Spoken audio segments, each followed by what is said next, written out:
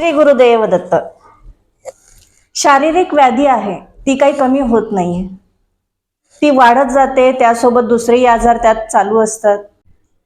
त्यासाठी सरळ आणि साधा उपाय सांगते. माझ्या प्रत्येक व्हिडिओमध्ये तुम्हाला नेहमी हा शब्द ऐकायला भेटतो, सरळ आणि साधा.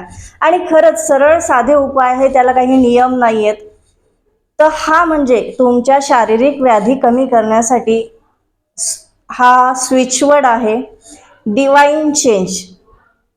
डिवाइन चेंज हा तुम्ही सकाळ आणि संध्याकाळ दोन्ही वेळेस 55-55 55-55 इतके वेळेस तुम्ही रोज चॅन्टिंग करा.